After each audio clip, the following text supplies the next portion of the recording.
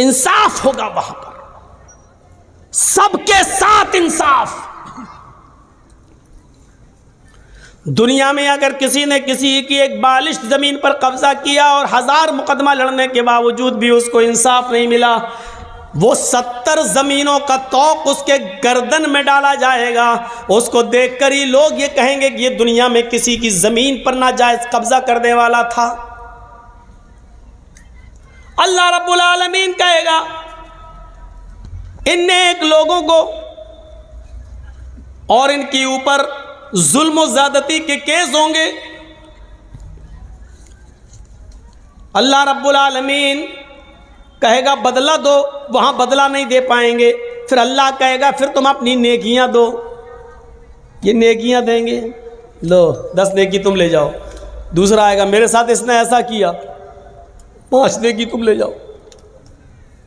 دیتے دیتے دیتے دیتے نیکیاں اس کے پاس ختم ہو جائیں گی، لیکن مقدمہ لے کر لوگ آ رہے ہوں گے، اللہ بھی میرا بھی حق ہے اس کے اوپر۔ اللہ کہے گا نیکیاں دو، وہ کہے گا نیکیاں تو میری ختم ہو گئیں، اب کیا دوں؟ اب اللہ کہے گا اس آدمی سے جس کا حق مارا تھا، اس کے پاس تمہیں دینے کے لیے اب نیکیاں نہیں ہیں، ایسا کرو کہ تم اپنے گناہ اس کے اوپر لا دو۔ کتنا غریب انسان ہوگا وہ اس دن میں ابھی باقی ہوں گے۔ پھر اللہ رب العالمین یہ کہے گا کہ تم اپنے گناہ اس کے اوپر ڈالو۔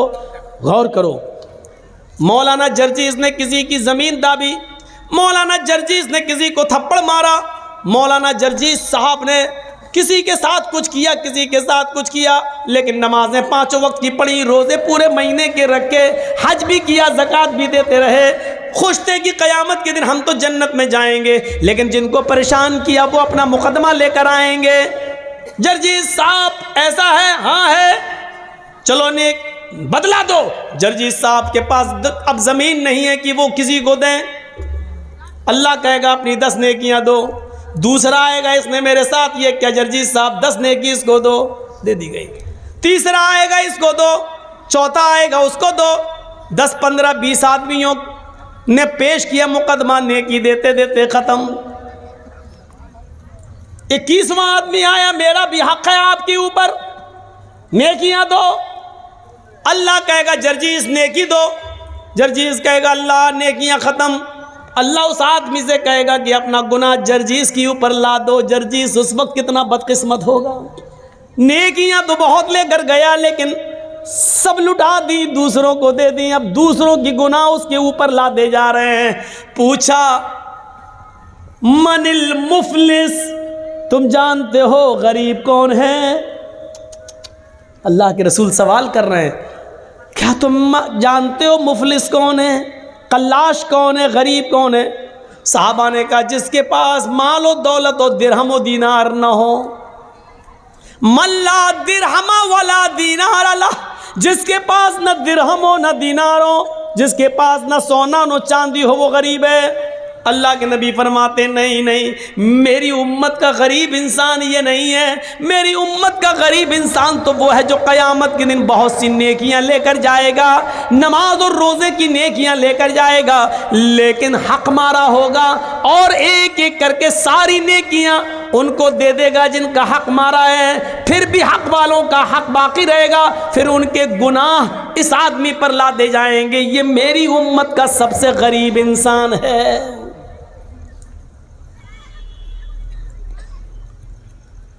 تصور کیجیے آپ،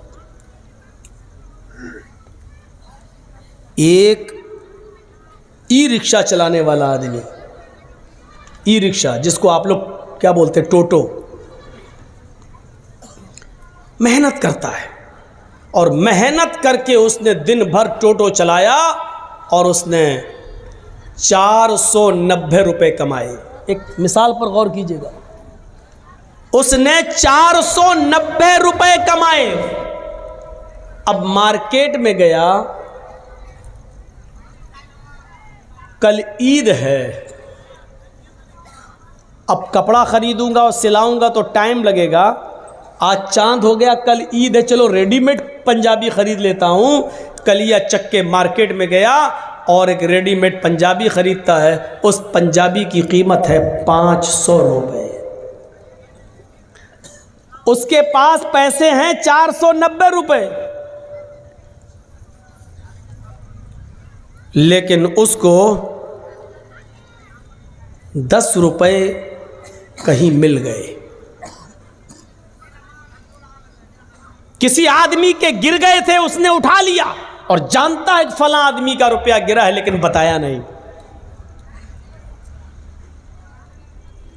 زمین پر گری ہوئی چیز کے بھی آپ مالک نہیں ہیں، اتنا یاد رکھیے گا۔ اگر زمین پر گری ہوئی کوئی چیز آپ کو دکھ جائے تو شریعت کا مسئلہ یہ ہے کہ دیکھ لیا، گزر جاؤ، اٹھانا نہیں۔ اور اگر اٹھا لیا تو اب آپ کی ذمہ داری ہے کہ 1 سال تک اس چیز کا آپ اعلان کریں گے، اناؤنسمنٹ کریں گے کہ اگر کسی کی کوئی چیز گر گئی ہے تو وہ ہم سے رابطہ قائم کرے۔ کتنے دنوں تک؟ 1 سال تک۔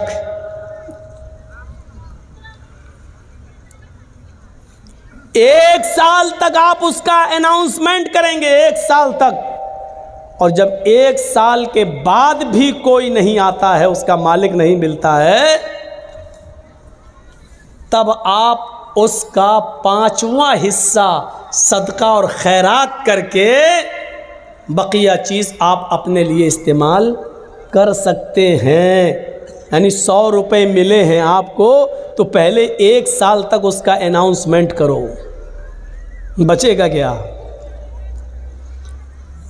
اور 1 سال تک جب 100 روپے کا مالک آپ کو نہ ملے تو پھر اس میں 5واں حصہ یعنی 20 روپے صدقہ و خیرات غریب کو دو، اور اس کے بعد 80 روپے آپ استعمال کر سکتے ہو۔ وہ بھی کب؟ اور یہ استعمال کرنے کی اجازت آپ کو وہ بھی اس کنڈیشن میں مل رہی ہے کیونکہ آپ نے 1 سال محنت کی ہے، یعنی یہ 80 روپے بھی آپ کے لیے تب حلال ہو رہے ہیں جب آپ 1 سال محنت کرنے کے بعد اس کے مالک تک نہیں پہنچا پائے یا اس کا مالک نہیں ملا تب۔ 10 روپے آپ کو مل گئے لیکن آپ نے اس کو بتایا نہیں، جس کا گرا چپکے سے آپ نے اٹھایا، اور 490 روپے میں 10 روپے ملا کر 500 روپے کا پنجابی آپ نے خرید لیا۔ 490 روپے حلال کے ہیں جو آپ نے رکشہ چلا کر محنت کر کے کمایا، لیکن 10 روپے آپ نے اس میں حرام کے ملا دیے، پنجابی آپ نے خرید لیا۔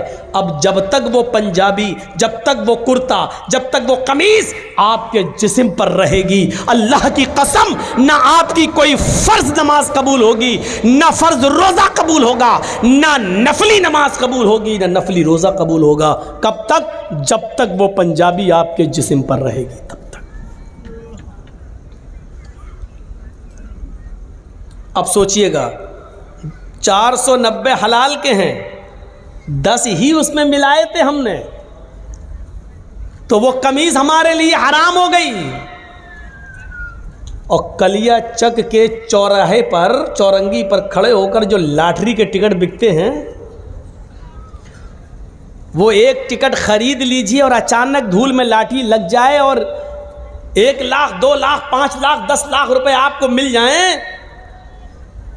جب 490 حلال کے روپے میں 10 روپے ملا رہے ہیں تو سب حرام، تو 1 لاکھ 2 لاکھ روپے پیور سود کے جو آپ کو مل رہے ہیں بغیر محنت کے، وہ آپ کے لیے حلال کہاں سے ہو گئے؟